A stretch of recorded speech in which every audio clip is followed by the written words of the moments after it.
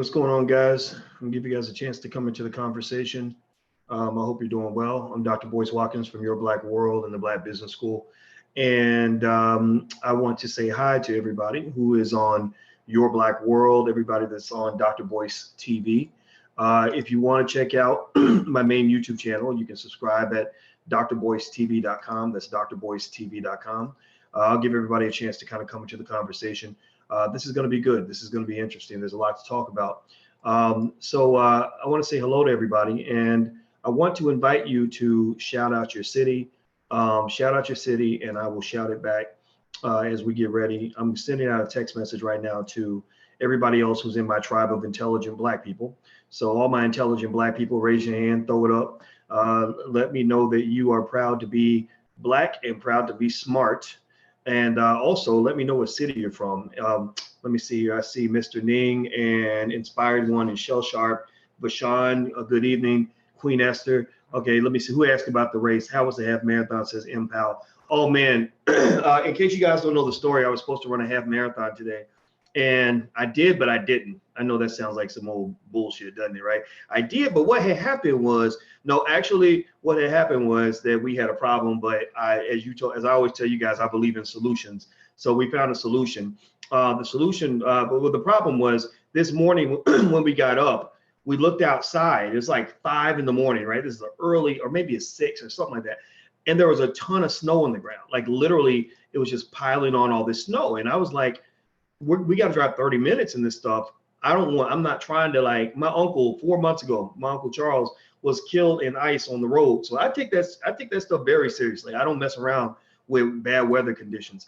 And so I said, I'm not going to this race, with all, and she's determined. She's like, no, boys, but we got to go. I said, no, we're not going to drive in the snow. You are a mother. We're not going to drive in the snow early in the morning and risk getting killed so we can get to a race that really, it's like you get, like a t-shirt and a mug for completing it. I said, no, I'm not going to do it. I said, but the agreement that we made was, I told her, I said, look, I'll run a half marathon with you today. I will run a half with you. We will go a whole 13 miles and I'm not going to like it, but I'm going to do it because I'm making a commitment to you to do this. So today I did run a half marathon and it hurt like hell. I am sore. This ain't even this is a grammatically incorrect way of saying it, but I'm sore than a motherfucker. My legs feel like I've had bricks installed in my thighs. My knees are hurting. I took an ice bath. I am in super pain. It is grueling and agonizing. And I was good till about mile 8. I think 8 and beyond is when I was literally like, just let me just go. Like where is there an assisted suicide facility out here? Because I think I might rather be dead. I'm not sure. I think I might rather be dead. But anyway, it was pretty terrible. But I tell you guys about this stuff because I want to encourage you to take your health seriously. Like, don't be like me and sitting around eating bad food and just getting fatter just because you're not. There's no rule that's saying that because you're Black you're supposed to be fat at the age of 40. There's no rule that says that you're not supposed to exercise at all. Like, there's no rule that says we're all supposed to die early because we're eating bad food and not working out. So that's why I tell you guys about it, because it really changed my life. I'm in really good shape, best shape I've been in a long time.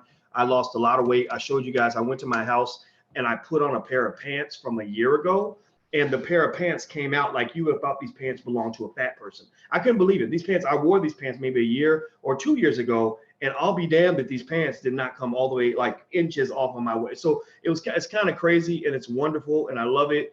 And I just want to encourage you, just take baby steps. And that's my little quick PSA on your health. I'm not telling you what to do. I'm just telling you that you can do it. I'm telling you, whatever you choose to do, you can do it. Changing your life is always an option.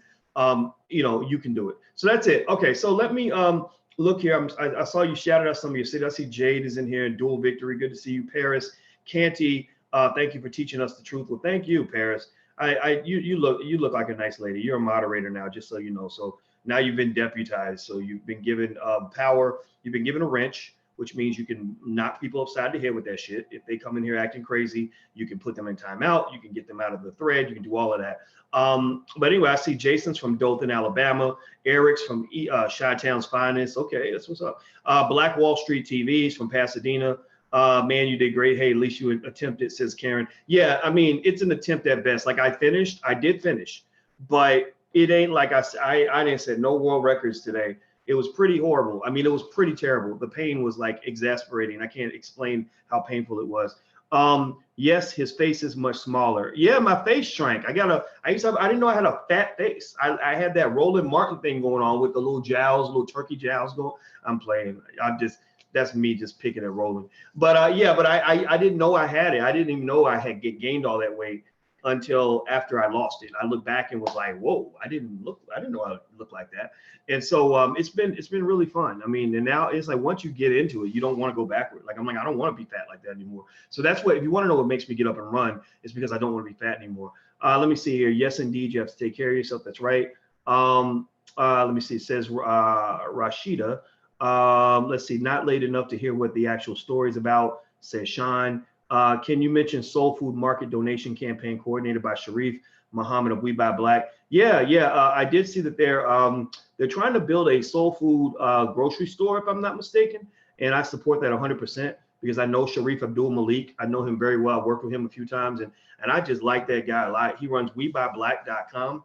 And he's my pick for the Black Steve Jobs. That's my guy right there. I love that guy, and he's great to work with. And my manager has a good spidey sense on a person's character. Like she'll talk to somebody, she'll be like, yeah, he seems all right, but he's a hustler. So because she been, she done been through the streets and all that. We both have a little bit, but her a little more than me.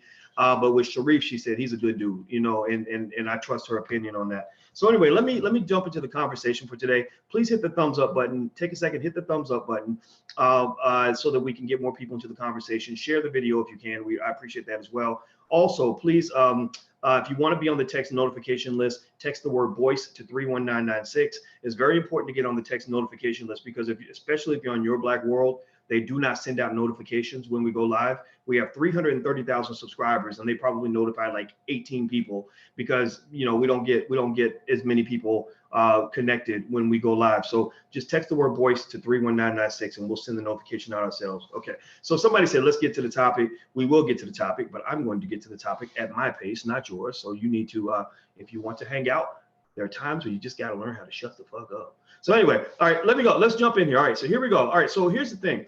I watched LeBron James for a long time, and I think LeBron is a great man. He's a great athlete. I think LeBron has lived his life in such an exemplary fashion. I have nothing negative to say about LeBron as a person based on anything that I've ever seen. I mean, I just think he is the answer to anybody's prayer. Anybody who was sick of kind of the selfishness, the selfish culture that was promoted through the Michael Jordan and Kobe Bryant eras. LeBron was definitely a breath of fresh air.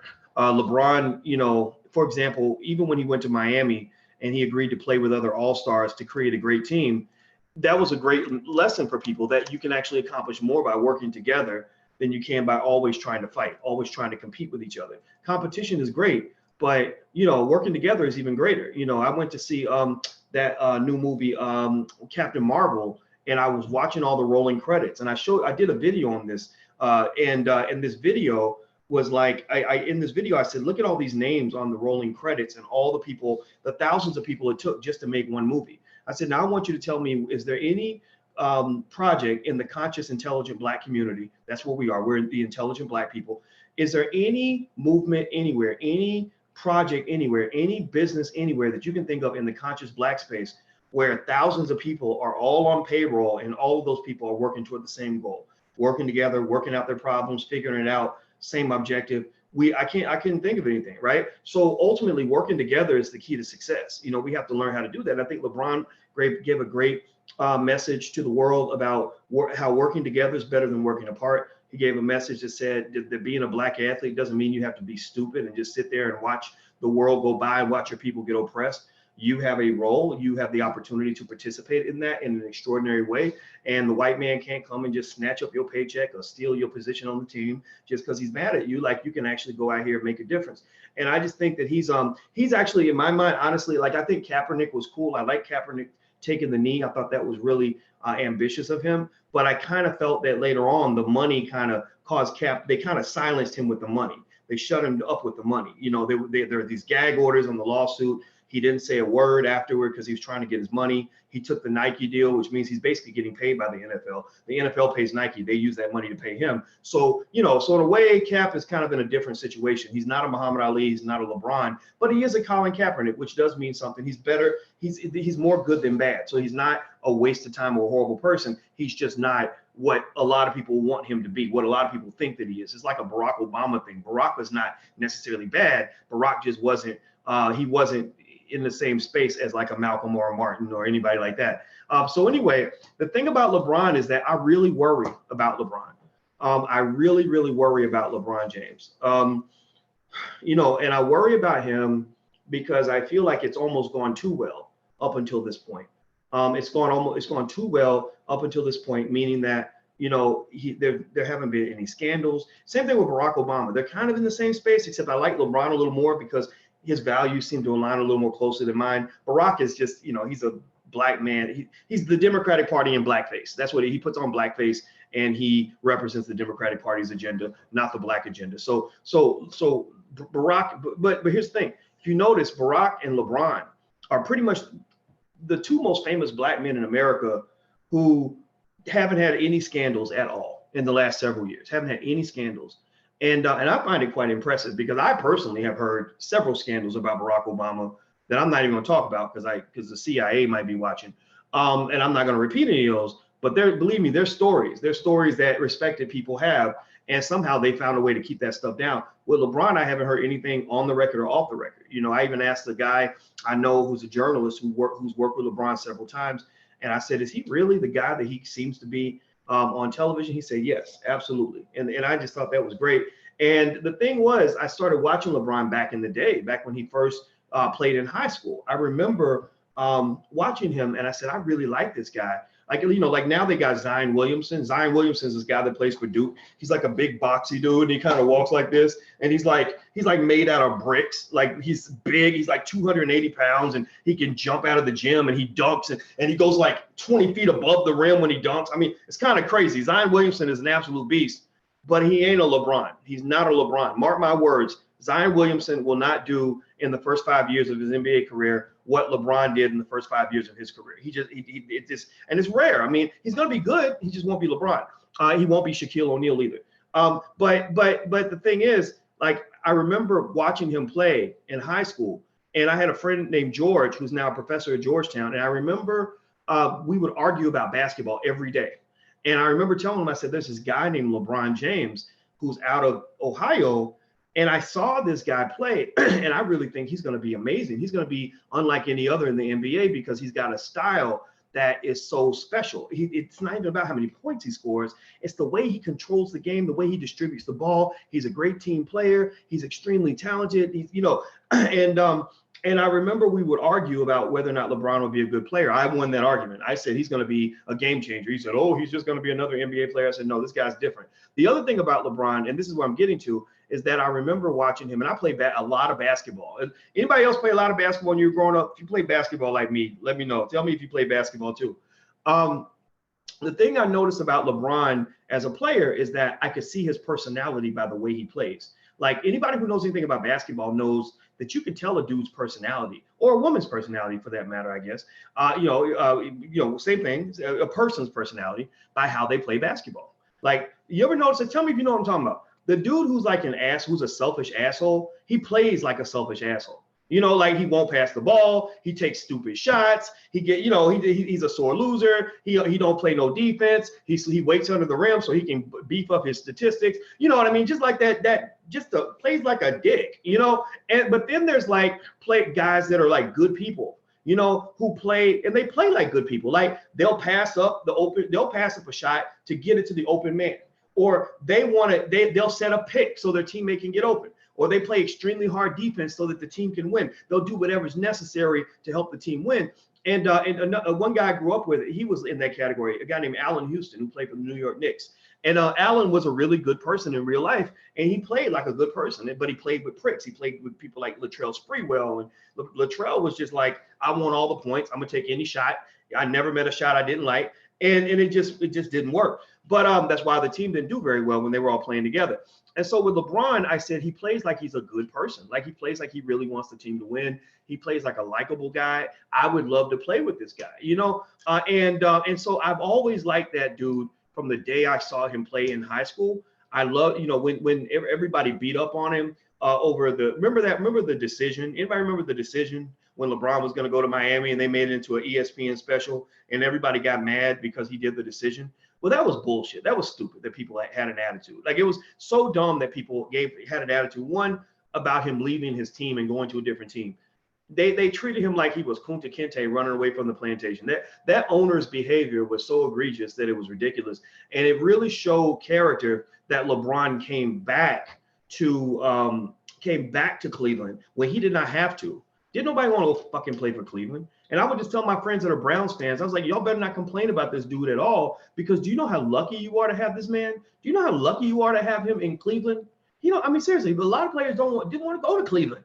You know, he could go to New York, the biggest media market in the world. He can go to LA, Hollywood, right? He could go play, even Dallas would be better than Cleveland. No disrespect to Cleveland, but come on now. Come on, y'all. If y'all live in Cleveland, y'all know what I'm talking about. Your feelings might get hurt, but y'all know what I'm talking about. Cleveland, nice place, nice people, but it isn't exactly the mecca of basketball, right? And so, but he went to Cleveland and he was determined to get him a championship, and he did that. And he sacrificed a lot of his opportunities to do that, right? So here's the thing. So the next thing is that, you know, when you talk about LeBron's career, it's been scandal-free for the most part. You know, and he's entering the twilight of his career.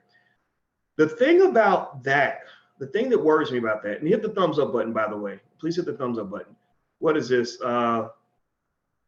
Okay, let me see here. Okay, Dr. Boyce is here to get his profile up. No, you're here begging for attention. You better chill, man. For one of the moderators, boot your ass up out of here. So here's the thing. So LeBron's career has gone really well, relatively scandal-free, and now you're hitting the twilight of his career. Now LeBron's no longer the young guy who can jump out of the gym or the guy who can sprint down the court. He's the old man that needs, you know, a little extra oomph to get down the, you know, to get off the bench, right? He's cramping a little more. He needs to stretch a little longer. You know, he's not a kid anymore. He's what, 34 years old? Is that right? And so the thing is that, let me see, how old is LeBron? Let me see here. Please hit the thumbs up button while I look this up. I'm gonna look up how old LeBron is. Please hit the thumbs up button. Okay, how old is LeBron? LeBron is 34. 34. You know, it's not 44, but it ain't 24. Right, so 34 is pretty close to the average age of the NBA of an NBA retiree. It's about probably 3 or 4 years off. Let me see here. How old is the average NBA retiree? Let's see. Around 34 to 35 is when the body may start to decline, depending on style of play, and 40 is considered the final benchmark.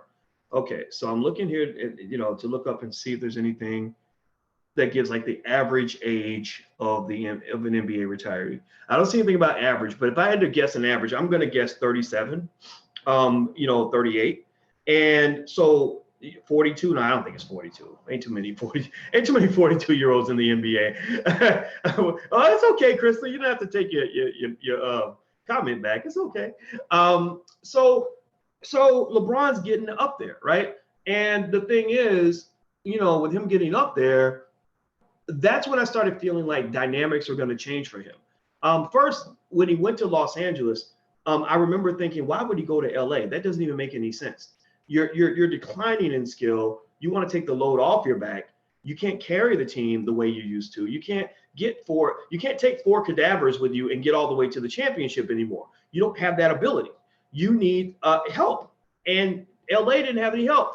And I was like, why would he? I thought he was going to go to the Rockets or the Sixers or the Celtics. Like, why would he go to Los Angeles? And I was like, oh, that's right. He's got the production company. So he's making money moves, right? So maybe that's what it is, right? He's trying to go and just position himself to for his career after basketball, which if that's the case, if that's the only reason he went to LA, I think that's absolutely brilliant. I think that's absolutely brilliant.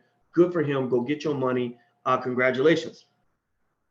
But if his goal was to try to win another championship or even get to the playoffs, it's like he went out of the frying pan into the fire. The Western Conference is much tougher to win in, and the Lakers sucked. So now you're seeing that. Now you're seeing LeBron. And I'm getting to the point of why I'm worried about LeBron as well. But I need to lay the backdrop for those of you who are not heavy basketball fans. So right now, LeBron's team is garbage. He wishes it would be a dream for him to still be playing for the Cavs. I thought the Cavs was about as bad as it can get. No, the Lakers are showing us that maybe the Cavs have more than what we thought. And the Lakers are not going to make the playoffs, which pretty much dethrones LeBron as the best player in the world for sure. They're like, oh, you're old and you're not making the playoffs. Okay, you're officially history. Like you're now we're not talking about you anymore. We're going to talk about these young guys, like that young guy, they call him the Greek Freak. He plays for the Milwaukee Bucks. We're going to start talking about some of these other young dudes that are trying to take your place. And I think it's a little bit premature because I know for a fact that LeBron spends about $1 million a year just taking care of his body. $1 million a year on these cryogenic freezing machines that he has in his house to freeze up every muscle so that he doesn't age as fast as everyone else. Like, the man's really smart about it. He's very disciplined about it. Much respect for that. But now LeBron's kind of being seen as a has-been. And what happens is, anywhere in general, once you start to be seen as a has-been, people start to see blood in the water. People start to say, okay, you used to be the man, but you ain't the man no more. And now that you're not the man anymore, we're not scared of you. So not only are we going to take away your championships and all that shit, but we're also going to come at you in other ways. And so one of the first things that you saw, one of the things I observed this week, well, not this week, maybe a couple of weeks ago, was when Kevin Durant. See, one of the questions they had was, they said, well, why won't anybody go play with LeBron? Why can't LeBron get another megastar? Why can't he get Anthony Davis to come play? Why can't he get the guy that played for San Antonio? Kawhi Leonard. I guess he plays for Toronto now. Like, why can't he get all these great players who want to come play with him? And then Kevin Durant lets it out. Kevin Durant basically says nobody wants to play with LeBron because LeBron's kind of a prick, right? Which had everybody talking. All the talking heads on ESPN are like, one of the talking heads on ESPN is this white boy who does a show with Chris Carter. I forgot the guy's name, Nick something. And I knew that guy instantly because he actually used to be the producer on a little radio show I had at Syracuse 13, 14 years ago. When I first started doing like anything involving media, I had a little radio show and this guy was my producer. And I remember how well this kid loved sports, or how well he knew sports and how much he loved it. Like, he was like a sports fanatic. And I turn on ESPN and I see this guy. He's like one of their key analysts. And I'm so happy for him because he's so smart. If you go watch it, if you're a sports fan, his analysis is off the chain. His name's Nick something. But anyway, Nick wrong. Nick, you call him Nick wrong. Actually, it's Nick right. But anyway, but anyway, so moving on. So with LeBron, so Kevin Durant is the first guy to kind of step out of line and criticize LeBron publicly. And that starts making people question, well, is he a prick? Is that why nobody will go play with him? Blah, blah, blah, blah. And then you start seeing all these teams that won't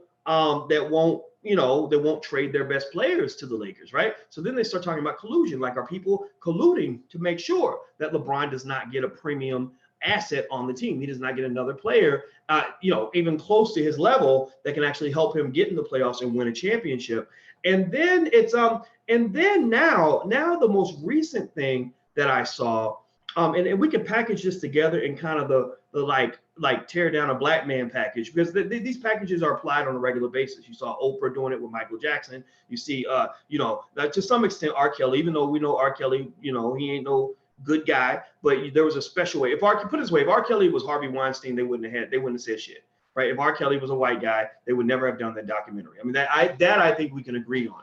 Now, we may not agree on what R. Kelly did or did not do over the course of his life, but we can certainly, I hope, agree. Tell me what you think. Y'all tell me. If R. Kelly was white, would they have done that documentary on R. Kelly? If R. Kelly was white, would they have done that documentary? If Michael Jackson was white, would Oprah be interviewing his accusers? I want you guys to. If Bill Cosby was white, would Bill Cosby be in prison right now? Would he be in the penitentiary right now? He is in prison right now eating cold hot dogs next to a guy named Bubba. And he's sitting, I mean, the nasty, dirty ass prison, not even no fancy white people's prison. Would any of these guys have gotten the exact same treatment if they had been white? And I think that question alone is a defining factor to help you understand that whether you think they're innocent or not, you don't have to believe Michael Jackson's innocent to believe that Oprah's whole approach to this is bullshit. You don't have to believe Bill Cosby's innocent to say he shouldn't be in prison right now, right?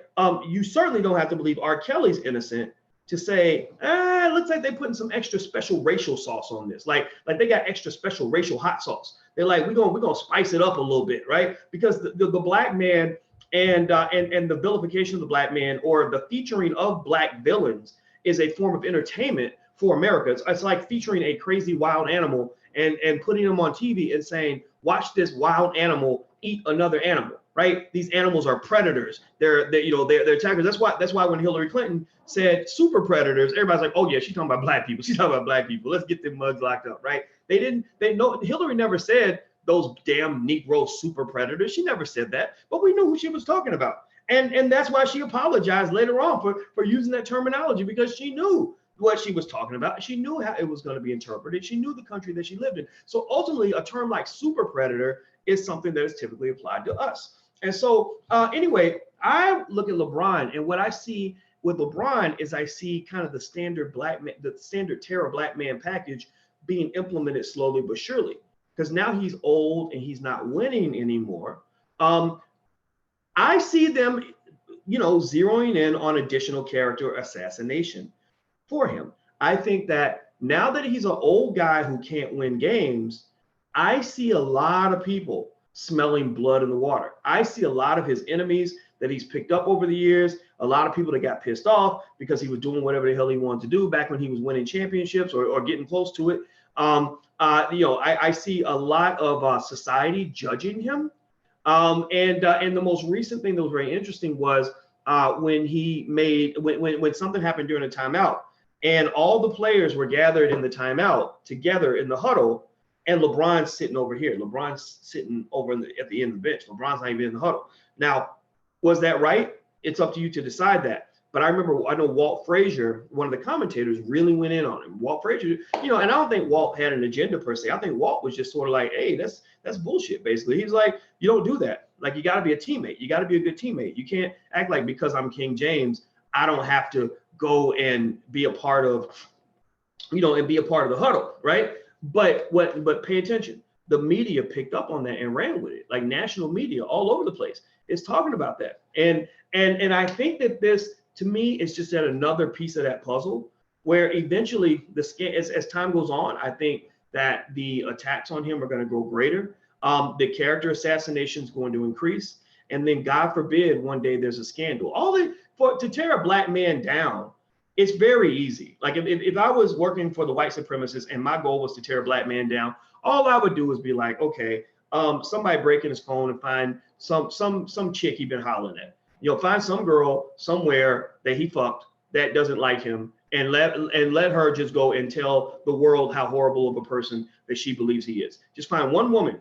You just find a black man, illegal use of the penis, right? Illegal use of the penis. You used your penis, and black men, we don't want you using your penises because they're too big and they're invasive, and you are a predator. Your penises are predatory because you brought them into the environment. I'm not kidding. A black man's presence, just his presence in general, is considered to be something that makes other people comfortable. It's a violation for some people for you to even be in their space. You think I'm playing? I talked to a black professor who told me, I swear to God, I'm not making this up. He told me that a white female student at his university, filed a Title IX complaint of harassment. And they were like, well, what are you complaining about? She said, this professor, I'm just not comfortable when he's around. This professor didn't even know who this woman was. He never tried to touch her. He never said, let's go out to lunch. He never had her. I think it rarely had her in her office. If she was ever there, the door was open because he said, I'm scared of these white folks. I don't want to mess with them. But literally, she filed the complaint and said, he makes me uncomfortable because he's there. And they were like, what do you expect us to do? He's got to like be there. But he had to go through the bullshit. Like he had to go and file reports and answer to people and speak to lawyers and all of this because a white woman said she was uncomfortable because of his presence in class, right? So ultimately for a black man, it's very easy to take a black man down.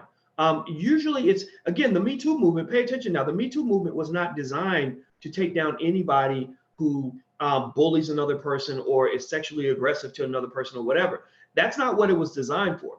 Because if it were designed for that, then you would be seeing lots of gay men taken down by the Me Too movement. How many openly gay men, other than Kevin Spacey, and he ain't really been taken down, how many openly gay men can you think of who've been taken down by the Me Too movement? And because y'all know gay men love to fuck. Gay men, shit. I mean, I'm not stereotyping, but the stuff I hear about that happens in gay clubs is like, whoa, what the hell? Like 3 of them went in the bathroom. Like it's like some crazy, because men are horny. Men have testosterone, which makes us sexual creatures. So women slow men down. Women like at least make you go buy them a cheeseburger or whatever it is, right? Men, when you get a man with another man, then that's all that male energy. They're like, well, let's get past the small talk. Let's get to doing what we do, right? So ultimately, my thought is, I think it's fascinating. Think about it, the Me Too movement. Tell me publicly, can anybody tell me anytime that you've seen a gay man, openly gay man, be taken down by the Me Too movement? Or have you seen any cases where a woman was taken down by the Me Too movement? Has there been any woman that you can think of who was taken down by the Me Too movement for being considered sexually aggressive?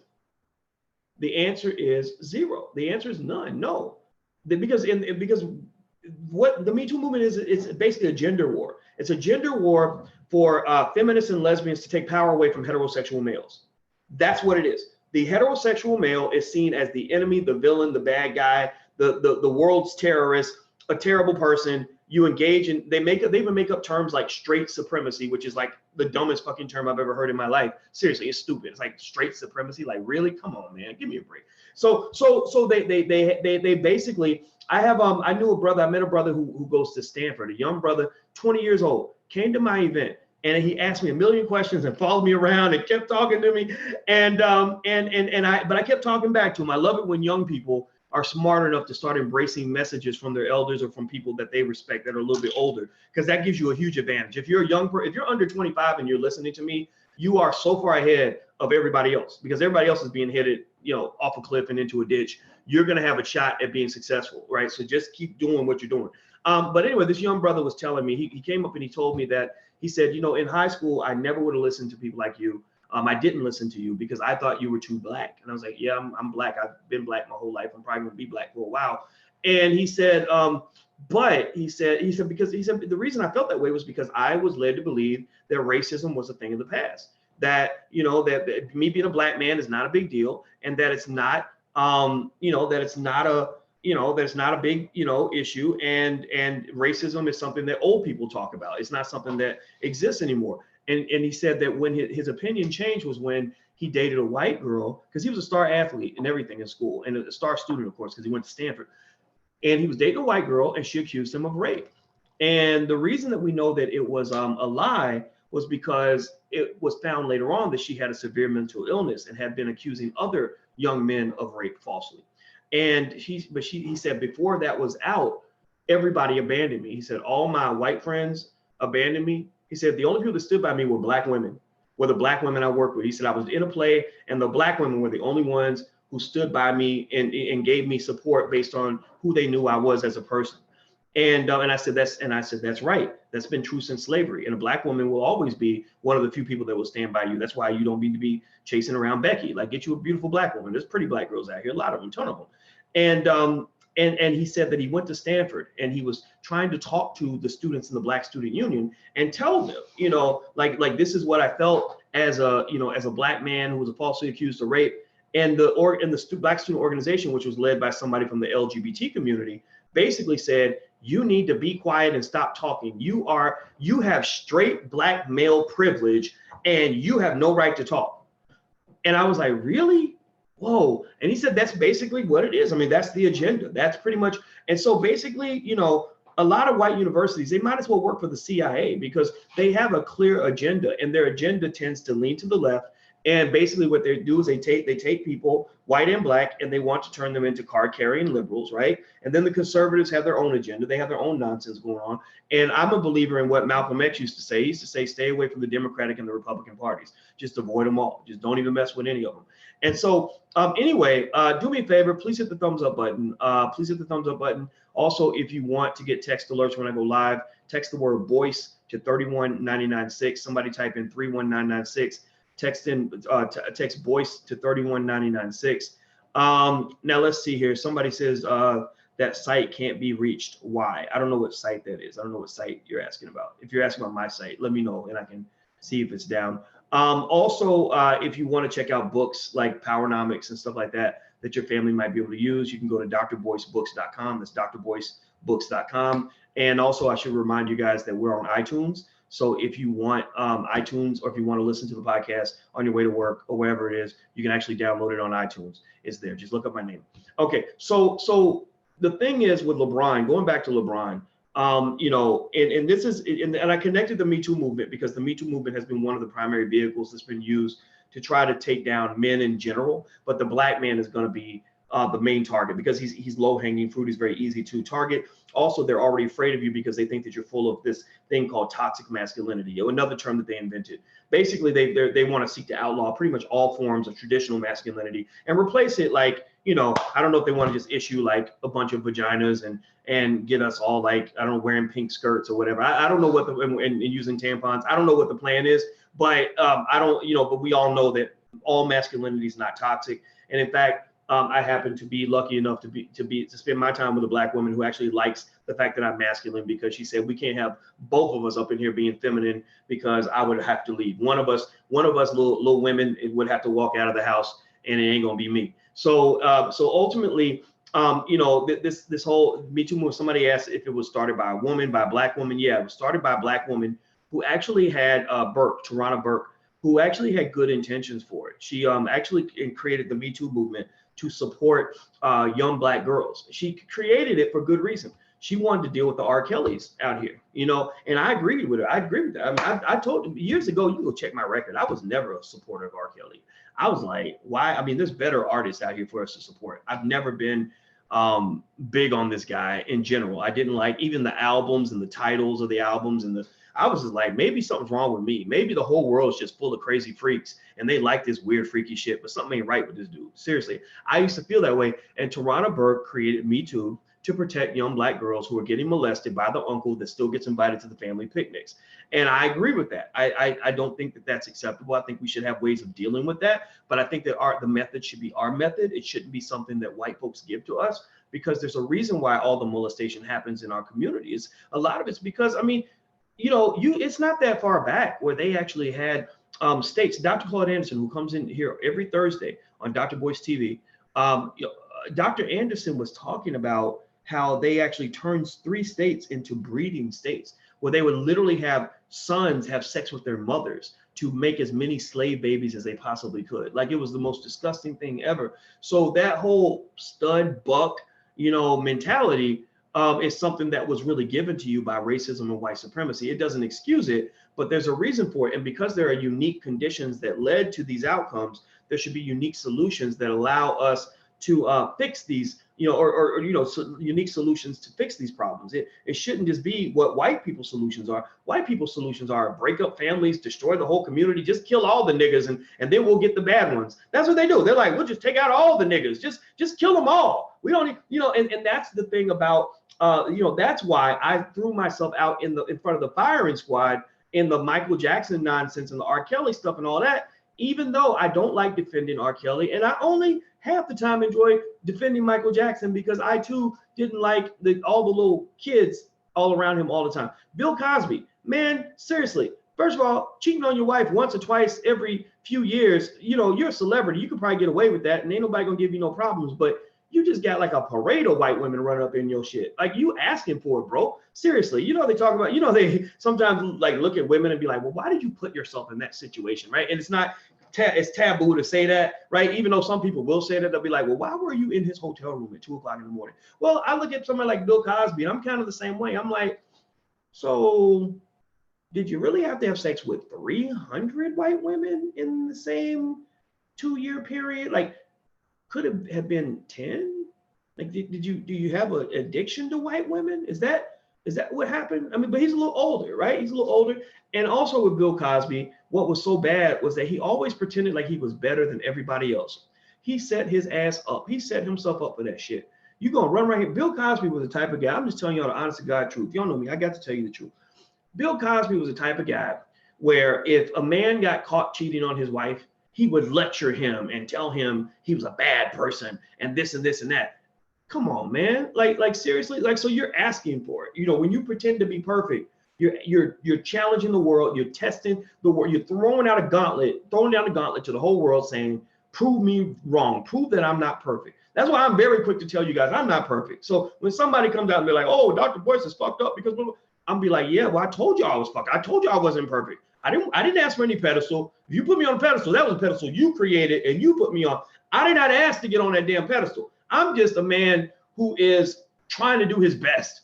That now, if you want to test me on that, am I doing my best? Yeah, you can test me on that, because every day I get up and I'm grinding away using my intellect to help as many people as possible. But I am not going to walk around and pretend like I'm perfect, because then you're asking the world to knock you off your pedestal. You're doing what that rapper. Anybody know that rapper with all the rainbow colored hair and the crazy teeth, look like Skittles, Tekashi 6ix9ine? You know Tekashi? Anybody ratchet enough to follow like the really stupid rap that's on, like it's like horrible mumble rap. But Tekashi has rainbow colored hair, and you should just know about him because your kids probably know about him. So everybody should just kind of be aware of the fucking retarded ignorance that they're dishing out to us this year. And Tekashi 6ix9ine is now under federal prosecution for RICO charges, which means basically it translates into like you're fucked for life. Like when they get you on RICO, you're done. Like it's a wrap. But he's like decided to testify in favor or for the state against his old friends, and now he's a snitch, so now he can't make records anymore because nobody will buy them because he's a snitch. Well, yeah, he is a creation. I agree with you 100%. They're all creations. They're all puppets. They're all white supremacists, if you ask me. Even the really black ones. And but the thing about Tekashi was when Tekashi first came out, the dumbest thing that he did to me, one of the dumbest things, he has so many dumb things to choose from. I can't pick which one is the dumbest out of the pack. But one of the really stupid things he did, because he's young and stupid, he had no good mentors around him, is his first tour was called Test My Gangster, right? Like he literally had a tour called Test My Gangster. So he would go to all these cities and invite every gun-toting psycho thug in a 100-mile radius to test his gangster. Like, if you can take me out and kill me, then you get to be the man, right? That you're asking for it. You're really asking for it. So I knew when I saw his tour called Test My Gangster, I said, it's only a matter of time before he's dead or before he's in prison. Or maybe both. Maybe he'll get killed in prison. I don't know. Take your choice. And what is really sad is that our young boys are being taught that this is success. They look at him and they see a successful person. He can go to a pub, up until maybe 8 months ago, he could go into a public school and give a speech to little boys about, like, if you work hard, you could be like me one day and be successful like me. And they're all like, yeah, one day I want to be like him. No, you don't. No, you don't. Because he don't get to sleep at night. He might be dead in the morning. Why would you want a life like that? So, at the end of the day, I think it's very important that we have some people spitting out common sense because so many of our kids are being fed nonsense. Okay, Deze says challenge accepted. Right, exactly. Let's say Eshorito. Is that? I hope I pronounced it right. He's an industry plant. Probably. I mean, I think that they're all industry plants. I mean, it's real serious in terms of how they use hip hop against us. Gilbert Arenas, yep, that's another stupid idiot. Gilbert Arenas, he played for the Washington Wizards and made like I think $15-20 million a year, and was about the dumbest idiot I've ever seen in my life in terms of the choices he made. I'm like, who made you that stupid? Like, because you can't get that dumb on your own. You need training. You need specialized, high-level training to be that stupid. Like seriously, bro, because just complete idiot. And so anyway, going back to non-stupid people though, I think LeBron, I'm super proud of the way he's conducting himself. I think that LeBron is, he deserves all the respect and accolades he's received. I love the fact that he built that school. I just wish, I wish they'd taken the next step. Like, I think that if he called up maybe, some of his friends and Floyd Mayweather or whatever, I think that they could actually get enough funding to really shift the landscape on its head. Really, really educate enough people to make a difference in the community. Like, one school is one school. One school doesn't mean a whole lot, right? Like, it's like trying to change the whole NBA with one player. I mean, unless it's a really special player, it's probably impossible to do. And even then, one player can't play every game for every team, right? So you still need, I guess 100, hundreds of players, right? So I think that, or I guess a couple hundred, 250, I think that's how many, I can't remember how many players are on it, something like that. But the thing is, so I would have liked for them to have done something more structured, in the sense of saying, you know what, I've got a lot of people that I've talked to who are using their names, not so much just their money, but their names, to get partners that are willing to put up, $500 million for us to build a few hundred schools all across the United States. And these schools are going to be designed to educate those kids who are not getting a proper education. I would have loved to have seen that. And I'm hoping maybe if somebody like LeBron or one of his friends is listening to these conversations, I'm not entirely crazy all the time. Don't listen to everything I say, because I'll probably say something stupid at some point. But some of what I say isn't that bad. And I would hope that you would hear at least that part of the discussion, to just sort of know that there's always more you can do. And the goal is, you have to aim for scale. You need scale. You need to have, something that's going to impact, hundreds of thousands of people, if not 2 or 3 million, in order for you to really make a difference. One school, unfortunately, falls into the category of symbolism, right? It makes you, you've done a little bit more than like a Kaepernick, but not much more. Kaepernick, if you look at the tangible things that Kaepernick did in terms of, dealing with police brutality, there's not a lot there, right? There's not a lot there. Everything's symbolic. So Kaepernick is a symbol of hope for people, which honestly makes him maybe a step above a Barack Obama, right? So I would say that we want to go a little deeper and actually get some substance and some change. And I think LeBron is a guy that can actually pull that off. Hit the thumbs up button. Please hit the thumbs up button. Also, if you want a free e-copy of my book, It Takes a Village to Raise the Bar, go to drboycewatkins.net. That's drboycewatkins.net. And in case you guys don't know, we actually have a social media platform that's for Black people called Black Enough, BLAGGENUF.com, BLAGGENUF.com. Somebody please type that in, blagenough.com, BLAGGENUF.com. So if you want to go there and you don't want to get banned for saying the word black or something, like, go over there, because I get banned from Facebook all the time. I got banned again today. It's crazy. I just got out of Facebook jail for 30 days, and I got banned again today for a week for a post that I put up 4 years ago. And the post wasn't racial at all. It literally was a video where a woman was basically saying that she was across town and about to get raped by 4 white guys, and there was a white lady that saved her. So she's giving credit to the white lady for warning her about what the guys were about to do. And because we posted this video, they banned me for another week. So it's only a matter of time before I get blocked off Facebook forever. So where you'll never see me again on Facebook. So just in preparation, follow me on some other platforms. Definitely Instagram, I'm the real Boyce Watkins. You can text the word Boyce to 31996, text Boyce to 31996. And yeah, you're always in Facebook jail. I know I stay in Facebook jail, but they say that, hey, you ain't a real revolutionary if you ain't been to jail a couple times. So I must be doing something right, because they keep locking me up.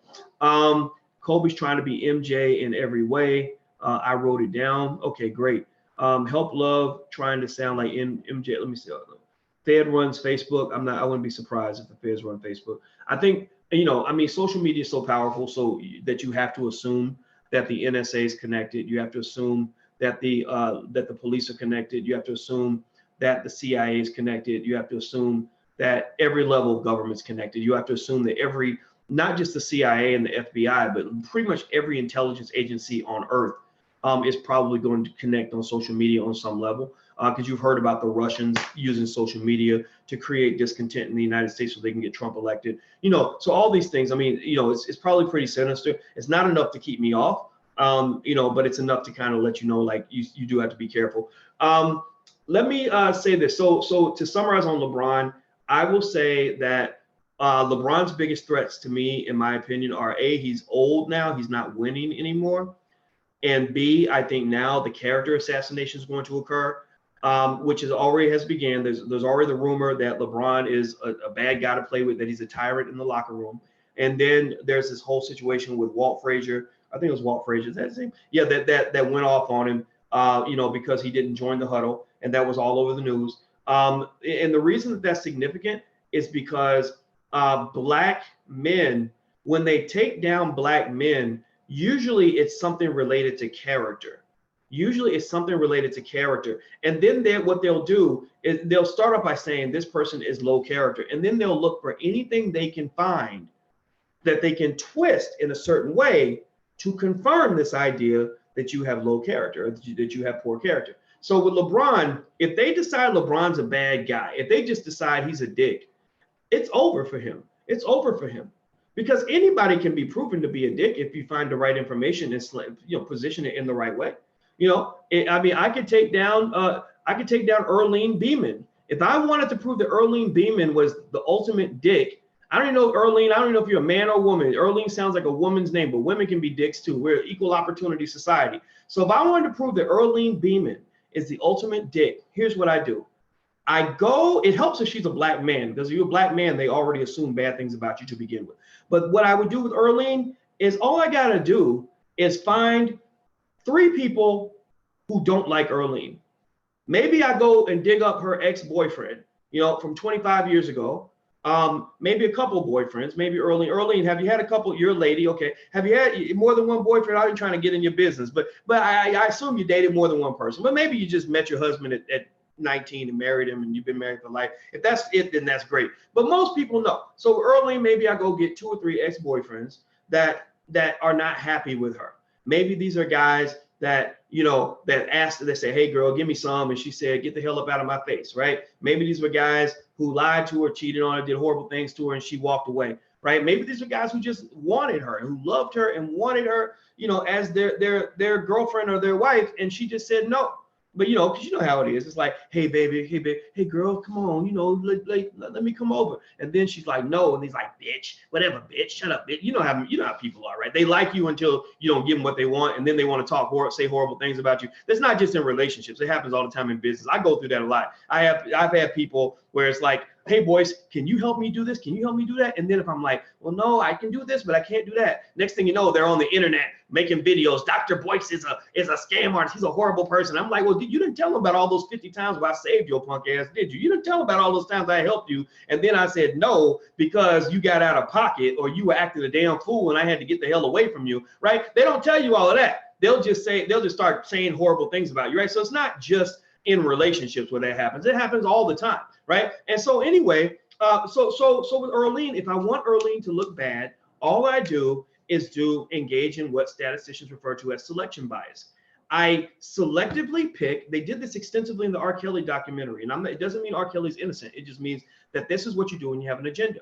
You cherry pick the people who are going to give the worst and most ambiguous stories about that person, right? So maybe Earlene has a boyfriend from 20 years ago who says, oh, Earlene, she ain't nothing but a hoe. She was screwing my best friend, and when I found out that was going on, she didn't even act like she cared. She just walked away and said it's none of my business, whatever. Right now, mind you, I'm only going to get one side of the story. I'm not going to ask Earlene. That's another thing, because remember, we're not aiming for the truth. We're aiming to destroy someone. We want to slander somebody, right? So I want to destroy Earlene's reputation. So God forbid, I'm not going to ask Earlene her side of the story, because Earlene don't have a side of the story, because she's a scandalous hoe who dumped her boyfriend and broke his heart and just, you know, crapped all over his face, right? So I get the one-sided story, right? And then I make the whole documentary up, maybe with 3 ex-boyfriends, and maybe I get 3 friends, you know, maybe a friend from college, maybe a friend that she had in the last 10 or 15 years, maybe a friend from childhood who doesn't like her, maybe a sibling or somebody who has a bone to pick.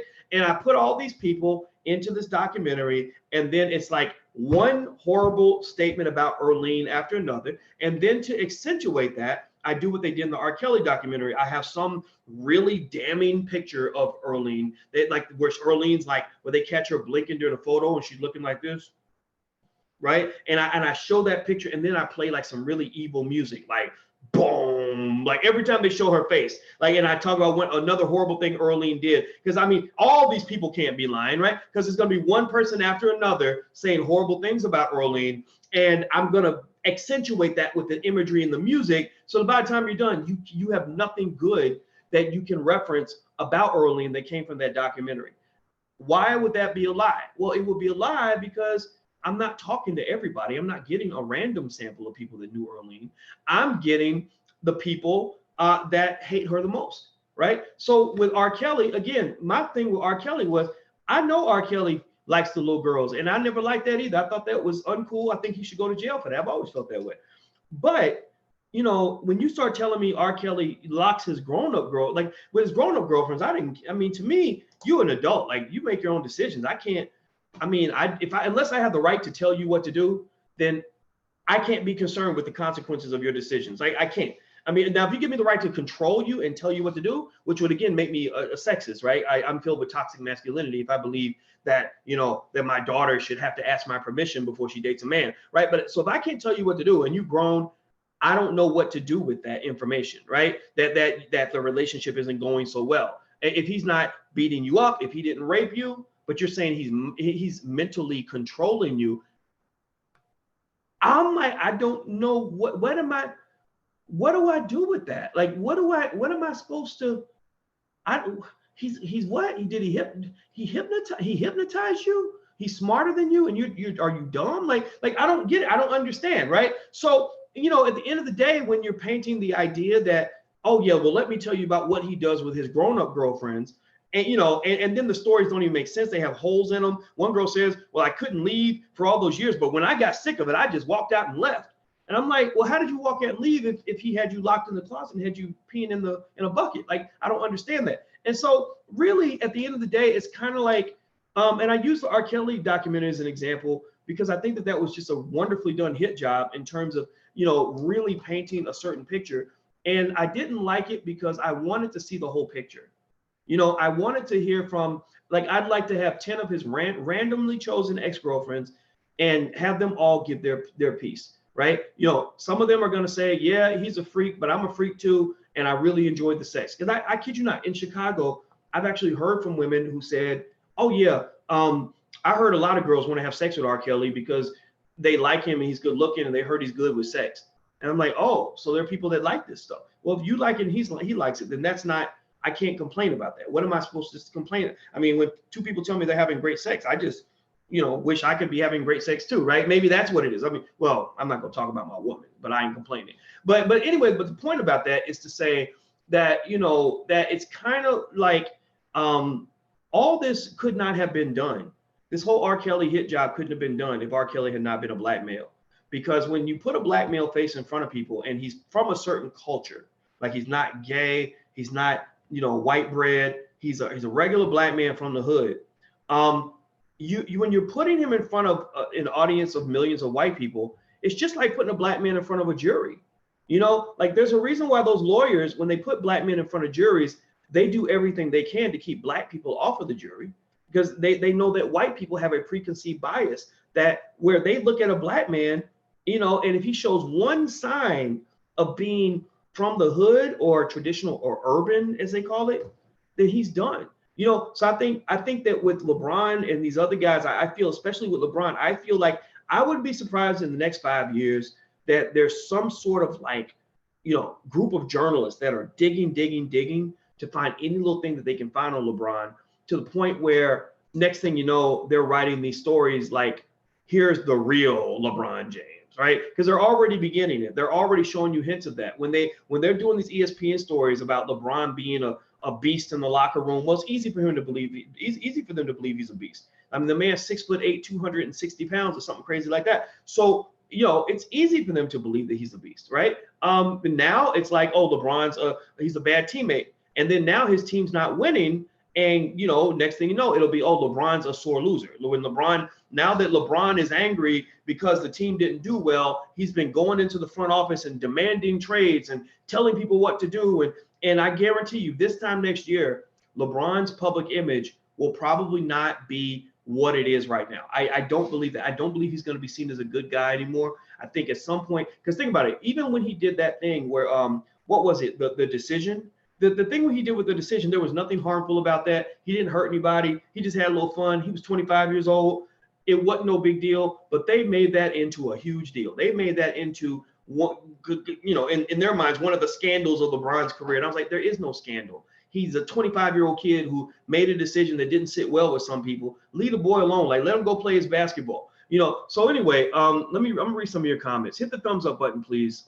If you haven't done that yet, please hit the thumbs up button. Please share the video, all that good stuff. And also, don't forget, if you want a free e-copy of my book, It Takes a Village to Raise the Bar, you can go to drboycewatkins.net. Let's see here. He hasn't been doing that for years, though. Doing what for years? I don't know what you mean, but I'm sorry, I don't. Hey, Dr. Boyce, we appreciate the good work you do in the community, but the irritated genie asked you a question regarding your position on homosexuality. Please provide a response. We want to know. I don't know anything about that. Let me turn Instagram back on because it shuts off after an hour. Text the word Boyce to 31996 if you'd like to get text notifications when I go live. Text Boyce to 31996. Here's my position on all of that. I don't know the irritated genie. I don't know anything about the guy. I mean, I've seen he's online, and I told y'all that I'm not fighting with no black people in 2019. So if he just has a question and he wants to just ask the question to get my take on it, I've given a lot of takes on a lot of this stuff. I don't hate anybody because they're gay. I will never hate somebody because of who they're fucking. I just don't care. Like, I don't care if you are sleeping with, you know, as long as what you're doing is legal, you could be sleeping with a bucket of paint. And I don't care. I don't care what another man does with his penis. That's my position on homosexuality. So you go tell the irritated genie that.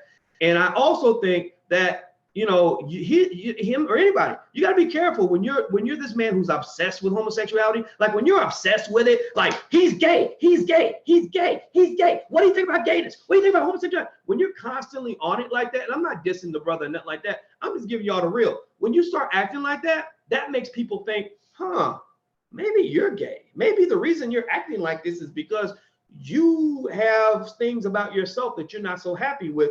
I'm not saying that's true about him. I'm just saying that, you know, that's what people eventually do. So my thought is, if you're going to ask me a question about some shit that matters. Seriously. I don't, you know, I mean, I'm sure I have many friends that are gay.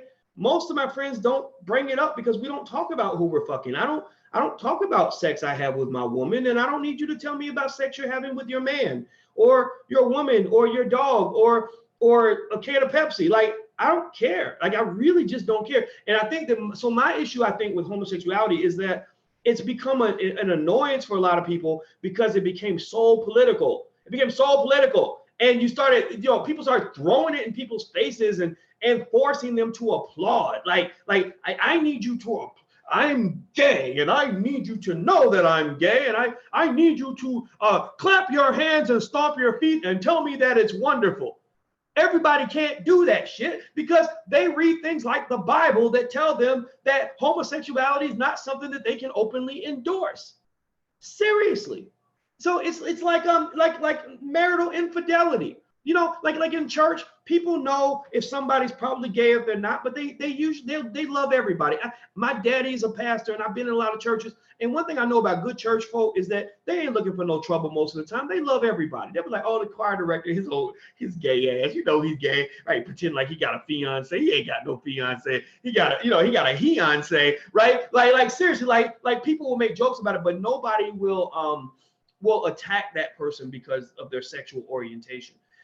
I think that where it got really stupid was when the white liberals, this all comes from white folks, all the bullshit, 90% of the bullshit in your life came from white people. They trained you on that shit.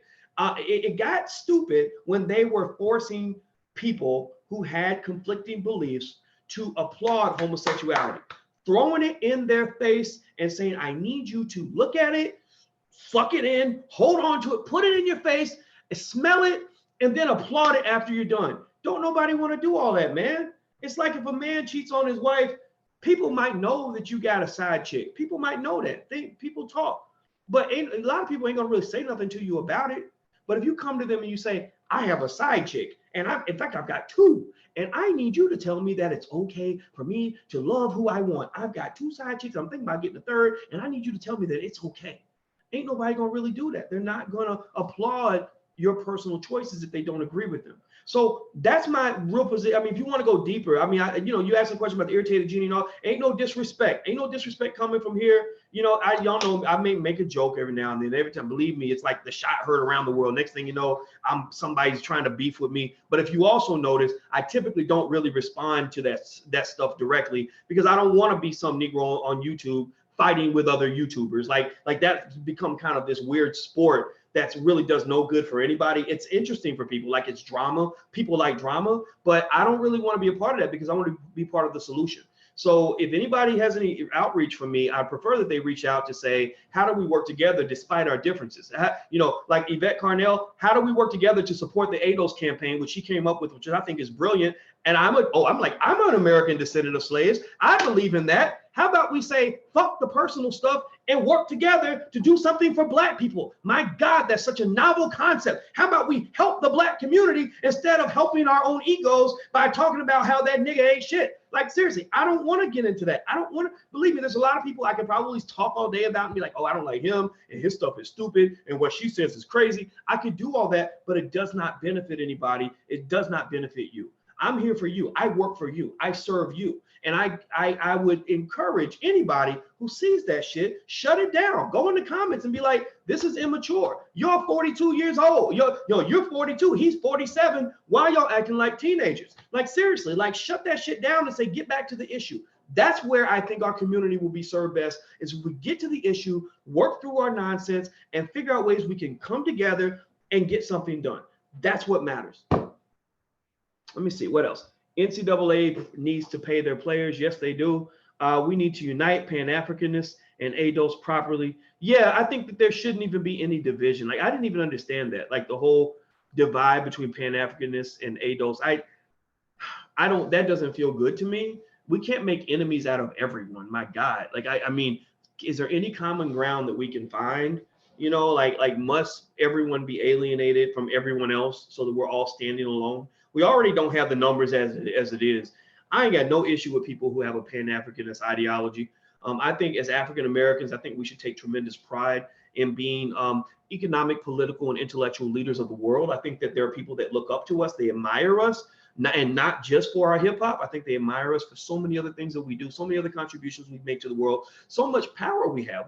We're sitting right next to the white man, right? We're sitting, our master has more power than anybody else on the planet, right? So the fact that we're sitting next to the white man, and some of our folks done got in good with the white man, like, that is an opportunity, for us to better the Black community worldwide, as long as we don't lose our soul in the process. So I've always seen myself as a Pan-Africanist, if that means simply identifying and loving Black people from all over the world and finding some common ground while acknowledging that there are going to be some differentials. There are going to be some things that are different. There are going to be some areas where I might say, look, as an American descendant of slaves, there are unique rights that I have in this country to have, a unique claim on this government's resources. Like, I don't want to share that with every immigrant across the earth, because that's not the way it was. Every immigrant wasn't enslaved for 250 years. So they got to deal with that. But at the same time, I think that this whole us versus them mindset, I think it has to be used on a limited basis.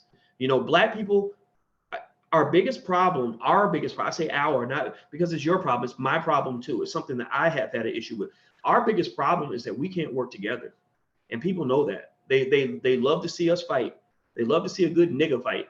You know, and y'all love nigga fights. That's why when somebody makes a video that says, oh, I hate that nigga over there on that other YouTube channel, the video will get 80,000 views. But if somebody does a video saying, I have a solution for the black community that I want to propose that's going to help us do better, you'll get crickets. You'll get 800 views and about 5 likes, right? And I think it should be the other way around. And I think that that really speaks to why we're on a treadmill, why we're not moving forward, why we're sitting still. So ultimately, at the end of the day, you can say, you know, to anybody who asks me, anybody, you know, who asks me a question like Irritated Genie, stuff like that, no disrespect, that, you know, I say, fuck the fighting. I'm not going to fight you, man. I'm just not. I don't want to do that.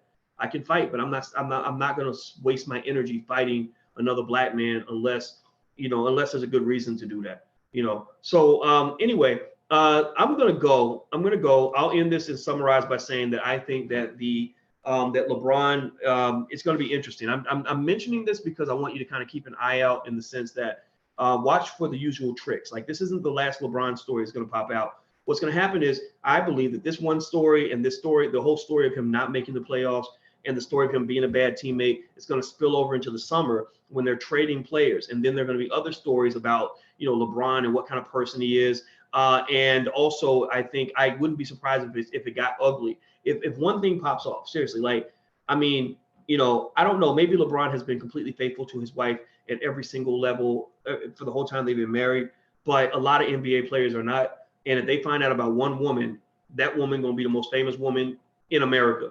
They gonna make it look like it's rape. They literally will play it like it's rape. Like, you know, and that's how bad things are for a black man in that delicate position. So I hope he's got his money packed up, and I hope he's prepared mentally for what they're going to try to do to him once he's no longer their $10, $20 million a year asset. So why do you think Dr. Umar a fraud? I'm not going to talk about Umar being a fraud. I'm not going to say anything. I made my point on Umar about 3 years ago in a video that 4 years ago that I did not want to make. I didn't even want to make this video. I got pushed into it, you know, and also even back then, I wish I hadn't been pushed into it. What happened was that there was a lady who used my YouTube channel against my permission, without my knowledge. I gave her access, so she had permission, kind of, but I didn't know she was going to go and attack Umar. So she attacked Umar, and Umar took it personally. And now, when I have an issue with another black man, most of the time, I try my best to get him on the phone. I try to call him and say, hey, let's work this out. Let's figure this out. And Umar wouldn't take any of my calls. He wouldn't take any of my texts, but he kept making these like really weird remarks on Facebook. He kept putting up these memes. And I just was like, are we in high school? Like, this is, you know, like, let's settle this like men, let's talk, you know? And it didn't work out like that. And I think eventually, and I made a couple of videos before the final one. And I think the last one, I let my anger get the best of me, in the sense that I was like, okay, you know what? I'm just going to say exactly what's on my mind. And should I have done it? I would say I shouldn't have done it, not because I didn't believe those things, but because it was a waste of my energy. You know, so when it comes to Umar and his school, and people ask me about that all the time, I believe that Umar is gonna do whatever he's gonna do, and I gave money to his school, which means that I'm a supporter. I'm not an attacker. If I didn't support something, I don't give money to it. But you know, do I believe it could be done better? Yeah, I think that there's some ways that it could be done a little bit more effectively. But at the same time, you know, I think Umar is one of the best orators that I've ever seen. And I really hope that whatever the little issues are that cause people to doubt what he's doing, I hope he can work that out. Like, I hope he can get some better advisors, and have, just from a strategic standpoint, kind of do things a little bit differently. But I'm not going to sit here and like whether or not, so let's say this, let's say Umar was taking the money and didn't do anything with it, right? Let's say that Umar, you know, so some of y'all might have gave money. Let's say you gave $25, $50, $80, whatever. Who gives a fuck? Seriously, who gives a fuck? I need to ask y'all this. Why is it that chasing down Umar Johnson is the most important agenda for the black community when you got white folks robbing you blind left and right? You got big white corporations robbing you by the boatload, stealing your money and giving you nothing back. I mean, at least with Umar, at least you get some knowledge. At least you get a good speech, good videos, good whatever. He's a great speaker, right? And you can't tell me you can't listen to Umar without learning something, right? So who gives a fuck, man? Who cares if he took your $40? I'm not saying your money doesn't matter. I'm just saying, you know, I need you to go, and if you start getting mad about your $40, if you start getting pissed off, like, man, that nigga took my $40. I need you to go and do this for me to calm yourself down. After you count to 10, I need you to go and add up all the money that you gave white people in the last month. I need you to add up every penny you gave to white people in the last month. And I want you to then go back and compare that to Umar's $40. Because here's the thing, with Umar, maybe he's not gonna build a school with your money. Maybe he is, but we know white folks don't give any fucks about you. They won't even give you a good speech. They won't even teach you about Black history. Umar does that very well. So who cares, man?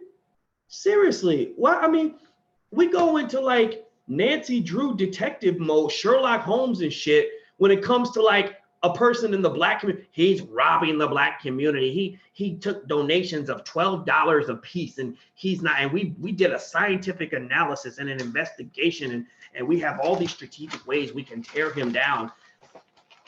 I'm not gonna say some people don't deserve accountability, but I'm just saying that like it's like the Michael Jackson, R. Kelly stuff. You know, a lot of people weren't really saying Michael Jackson or R. Kelly couldn't be guilty. They were just saying, well, them first. Like, you got bigger fish to fry.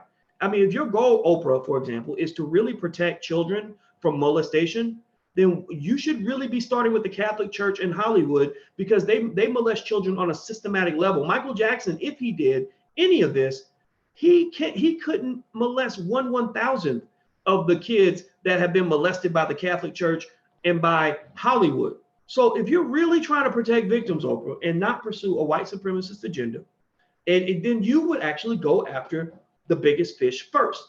Then go to Art or Michael Jackson. Like maybe he's like 45th on the list. But you know, I don't really think he should be at the top of the list. There's no reason for him there's no logical reason Michael Jackson should be at the top of that list. None. Zero. Zilch nada. It's like police. When police are ignoring rapes and robberies and murders, and they're going after some kid because he's selling, you know, loose cigarettes on the corner, or he got, you know, 3 ounces of weed in his pocket. That's selective targeting. That's, again, statistic. We were talking about that. Selection bias. Selection. That's when you're selectively choosing when you're going to be moral, but then the rest of the time you have no morality at all. You pass by 45 criminals to get to the one that you really want, because that's the person that's been your target all along. And that's what's been happening with Black people in the criminal justice system. And that's why the prisons are filled with Black people. They want you to believe that the prisons are filled with Black people because Black people are more likely to be criminals, or Black people have less morality, especially the Black man. That's what they want you to believe. But the reality is that they basically end up with so many Black criminals because they walk past all the white ones to get to your Black ass, because you're the one they really want off the street. So Born Roller says Dr. Umar does have a school. He has a school of fish in his backyard. Okay, I'm not even gonna laugh at that. I thought you were gonna say, see, why are you up here trying to make me laugh? You know Umar's sensitive. Don't be making me laugh. I ain't trying to hate on that, brother. I told y'all, 2019, I'm not fighting no Black people this year. I'm just not trying to do it. So they can fight me, but I'm just not gonna do it. I'm gonna fight white supremacy. I'm gonna fight ignorance. I'm gonna fight for us to reach our goals. I'm fighting with you to get you to do what you need to do to build your life into what you want it to be. You know, I'm fighting with me to be a better man every day. That's what I want to be. You know, I'm not going to ever be the man that I really want to be, but I'm going to keep trying, you know, and that's what I think we should be fighting for. We shouldn't be fighting with each other. So let's kill all that shit. Thank you, Duel, for sharing the iTunes podcast. Yes, we are thoughts on ADOS, American Descendants of Slaves. From what I understand about the movement, it's basically a call for reparations for those of us who are American descendants of slaves. I think it's logical. Dr. Claude Anderson has been fighting for this for 40 years. People were fighting for it before him. I think that it's something that we can all get behind. I think it's something we should all support. I don't think it should be something that leads to division with the Pan-Africanists. I think that that's silly. I just don't buy into that. I personally think that, you know, you've got to find ways to build coalitions where you look for your common ground, and you find a way to work around your differences. That's extremely important if you want to actually achieve any particular goals. Mr. Sloan, have you watched Killer Mike's Netflix special? Yes, it's very, very good. Alicia likes it more than me. And I told her that, I told Mike, I said that I was getting very jealous because no man wants to hear his woman talk about another man that much.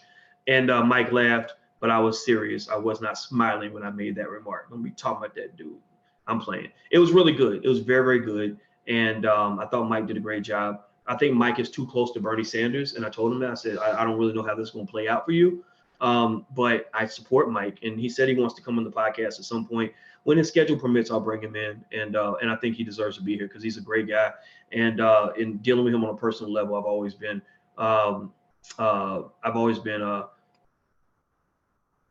impressed. Let's see. Emma says, Umar Johnson is my baby. Now, don't nobody say nothing about no Dr. Umar Johnson. Teach him something, B. Yeah, we're going to move on from Umar. Right? He's a pretty sensitive guy. And if I just mention his name, I think it bothers him a lot. So I don't want to bother him. I just wish him the best, you know. And the thing is, you know, when you're younger, you do things different from what you do when you're older. So maybe he's gonna grow into that. What do you think about Kamala Harris? I don't think much about her. I mean, she's a white Democrat in blackface. They kind of typically the person who's paying your bills is the one who makes the rules on how you're going to operate. And so Kamala Harris is paid. You know, she's paid by the Democrats, and the Democrats are not paying her to represent black people. They're paying her to represent them. And Malcolm X made a great statement on, there was a video I saw where Malcolm X was talking about white liberals. He said, the liberals are very dangerous because the liberals fool you into thinking that they're your friends. But he said that basically they're white supremacists too.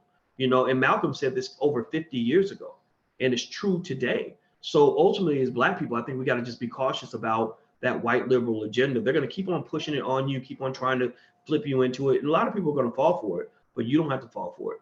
And now I do know that they are talking about reparations a little bit more. Even MSNBC admitted that reparations is now a key political issue.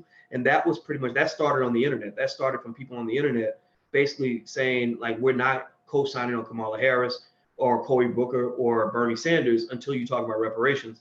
And they're seeing that. And they're seeing that new black media, which is why I want you guys to make sure you subscribe to this stuff and connect. New black media is having an impact. Like when I do a video, you know, if I do a video and I get 80,000 viewers and then 5 other people get, you know, 30,000 to 50,000 to 90,000 to 100,000 or more, then you're talking about hundreds of thousands, if not millions of people. You're talking about things that shift the thinking of voters. So, and this is only going to get stronger through time. I mean, Barack Obama was a product of the internet, or black media is a product of the internet. And these people that are in mainstream media that are on these TV shows and all that, they can't act like they're just above and better than everyone else. Because before, what they used to do was just ignore black people on the internet. They would just be like, oh, those Negroes don't matter. Ain't nobody listening to them. Well, now they got to listen because we're talking to a whole lot of people, whether they like it or not. And so, you know, that's what I think about that. Okay, I'm about to go. Hit the thumbs up button, please. Please hit the thumbs up button if you're on Your Black World or Dr. Boyce TV. To remind you, if you want to check out our children's program, we have a Black Business School for Children. And you want your kids to learn real estate, stock market investing, entrepreneurship, things like that, and to get a degree out of the Black Business School, which is great for their self-esteem, please visit blackmillionairesoftomorrow.com. That's blackmillionairesoftomorrow.com. Also, Dual Victory is sharing the link to drboycebundlepack.com, which is a series of about 10 digital lectures that I put together. Actually, because you're watching the podcast, you can still get the discount. I think it's 40% off or something like that. So if you go to drboycebundlepack.com, you can actually still get that discount. They're really good lectures. They're on things like how to start a business with no money, the rules of economic self-defense, how to build your own family bank. It's really good stuff. So feel free to go to drboycebundlepack.com. Emil says Roland Martin is mad that we're listening to people like you. Yeah, you know, he is mad about that. And Roland's another really sensitive guy. You know, Roland is a person where I've been like, okay, we disagree, but we can still not hate each other. But Roland literally has refused to talk to me since 2012. And because we got into a big argument about something. I don't even know what we were arguing about. But anyway, it was kind of weird because I'm sort of like, I don't understand. I just don't understand the mindset of really bitchy men.